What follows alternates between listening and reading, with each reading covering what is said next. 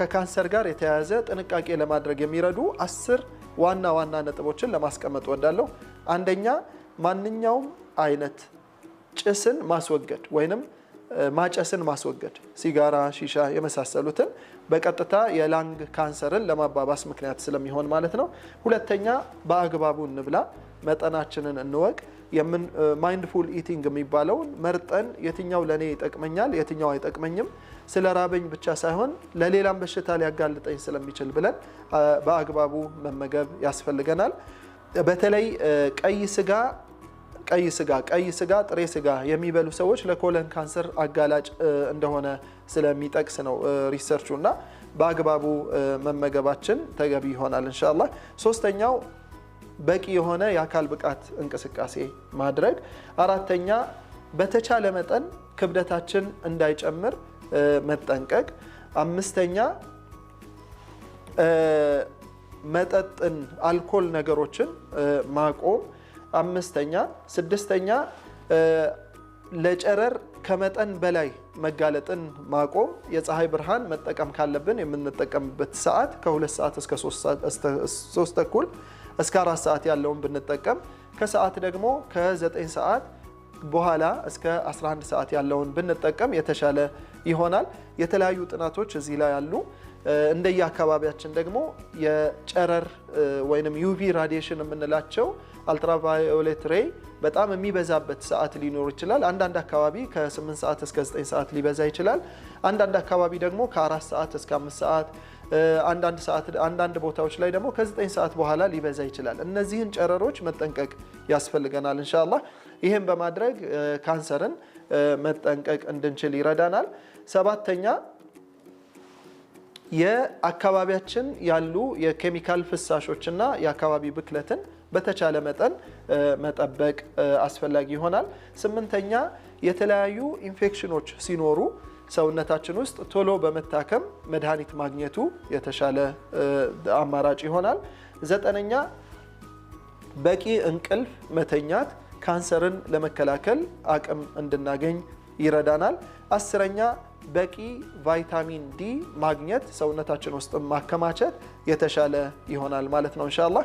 በቂ ቫይታሚን ዲ የሚባለው ለአንድ ሰው በየቀኑ ከ8000 እስከ 1000 ኢንተርናሽናል ዩኒት ቫይታሚን ዲ ያስፈልገዋል። ምናልባት የቫይታሚን ዲያችን በጣም ዝቅተኛ ከሆነ ይህንን አክል መጠን ወይንም ደግሞ በሳምንት የሚሰጠውን 50000 አንዳንድ ጊዜ ደግሞ ሎዲንግ ዶዝ የሚሰጥ በመርፌ መልክ እስከ 200,000 400,000 500,000 ኢንተርናሽናል ዩኒት የሚሰጡ መርፌዎች አሉ። እነዛን በመውሰድ ውስጣችን ያለውን የቫይታሚን ዲ ማስተካከል የተሻለ ይሆናል። በተለይ የፊኛ እጢ ካንሰርን ለመከላከል ቫይታሚን ዲ የተሻለ አማራጭ ሆኖ ተገኝቷል።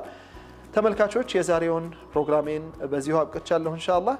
በመጨረሻም ካንሰርን ለመከላከል ከሚረዱን ምግቦች አንዱን ምግብ መርጠን የምናሳያችሁ ይሆናል ኢንሻአላህ። ወደ ኪችን ሄደን ምን አይነት አመጋገብ ብንመገብ ለካንሰር መከላከያ ይረዳናል የሚለውን እናያለን ኢንሻአላህ።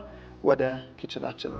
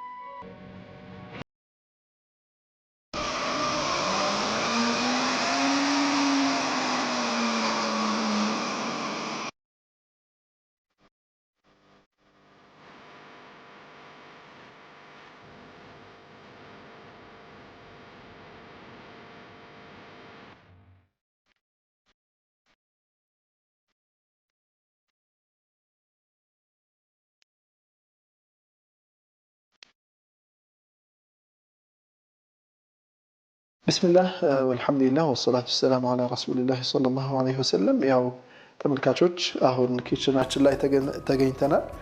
አንድ ምርጥ ምግብ ተዘጋጅቶልናል ኢንሻአላህ። በዚህ አሁን በተዘጋጀን ላይ ያው እህሎች ብዙ እህሎች የያዘ ቂጣ እንደ ጨጨብሳ ተጠቅመናል። ብዙ እህሎች ከነገለባቸው ሳይፈተግ ማለት ነው። ይሄ የመጀመሪያው ቂጣ የተሰራበት እህል መልቲግሬን ሆል ግሬን የምንለው ነው። ብዙ አይነት እህሎች ከነገለባቸው ማለት ነው ሳይፈተግ ለካንሰር ከሚጠቅመን ነገር አንዱ ፋይበር ነውና በተለይ ለኮለን ካንሰር ይሄንን አይነት መጠቀም የተሻለ ነው። ገብስ አለው፣ አጃ አለው፣ ማሽላ አለው፣ ጥቁር ጤፍ፣ ቀይ ጤፍ አለው፣ ቀይ ማሽላ፣ እነዚህ ተካተውበታል። ሌሎችም እህሎች ተካተውበታል ማለት ነው ኢንሻአላህ። ሰውነታችን ፕሮቲን ማግኘት አለበት በየጊዜው። ስለዚህ ፕሮቲኑን የምናገኝበት የዛሬ 2 ሳምንትም የሰራነው ላይ ቫይታሚን ዲ ማግኘት እንድንችል ደግሞ የእንቁላል አስኳል ተቀምጦበታል፣ ተዘጋጅቷል። እንቁላል አለበት። ሰላጣው በአብዛኛው ፋይበር እና ቫይታሚኖችን እንድናገኝ የሚረዳን ነው። ሽንኩርት አለው፣ ቲማቲም አለው። በዚህ መልክ እንግዲህ ጥሩ የዳይት መሆን የሚችል ምግብ ነው ይሄ ኢንሻአላህ። በነገራችን ላይ እንዲህ አይነት ምግቦችን ጤናማ ሆነው የሚዘጋጁ ምግቦችን ከሴንተራችን የምትፈልጉ ከሆነ ከኪችናችን በ0961 4961 61 በመደወል ማዘዝ የሚቻል መሆኑን ቀደም ብላችሁ ኦርደር እንድታደርጉ ጠይቃለሁ ኢንሻአላህ። ይሄ እንግዲህ ለላይት ዳይት አንዱ ለታካሚዎቻችን ከምናዘጋጅላቸው ምግቦች አንዱ ነው። በፕላንም የምንሰጠው ይዘጋጅልንም ሲሉ የምናዘጋጅላቸው የምግብ አይነት ነው። በዚህ አይነት አመጋገብ እንግዲህ ጤናማ ሆኖ ውስጣችን ብዙም ሳይረበሽ ካንሰርን መከላከል፣ ሌሎች በሽታዎችንም መከላከል የምንችልበት አይነት አንድ ዳይት ነው ኢንሻአላህ። ይሄን በማድረግ መመገብ እንችላለን። እንደ ጁስ የተጠቀምነው ዛሬ ተልባን ነው። ተልባ እንደምናውቀው ብዙ የጤና ጥቅሞች አሉት። ኦሜጋ 3 አብሮት አለ፣ ኦሜጋ 3 6 እነዚህ አብረው ተካተውበታል። ጤናማ የሆነ ዘይት የምንለው ውስጥ አንዱ የተልባ ዘይት ነው። ስለዚህ ፋት ቢኖረውም የጤናማ ፋት ምልክት ነው። ኦይል ቢኖረውም ማለት ነው ኢንሻአላህ። ስለዚህ በምግባችን ላይ ዛሬ ፋይበርን፣ ፕሮቲንን፣ ቫይታሚን፣ ሚነራሎችን እንዲሁም የሚያስፈልጉ ፋትን አካተንበታል ማለት ነው ኢንሻአላህ። ይሄ አንድ ሚል ነው፣ የአንድ ጊዜ ምግብ የምንለው ነው። ይሄንን በመጠቀም ራሳችንን ጤናችንን እንጠብቅ እንላለን። መልካም ደስ የሚል ጥሩ ጣዕም እንመኝላችኋለን ኢንሻአላህ። በተጨማሪ ሁሌም እንደምለው ይሄንን ለማዘጋጀት ተጨማሪ በተለይ ሞያው ሲኖር ደግሞ የተሻለ የራሳችንን ሞያ ጨምረንበት የበለጠ አጣፍጠን መመገብ እንችላለን፣ ቀምመን መመገብ እንችላለን። እዚህ ላይ መጨመር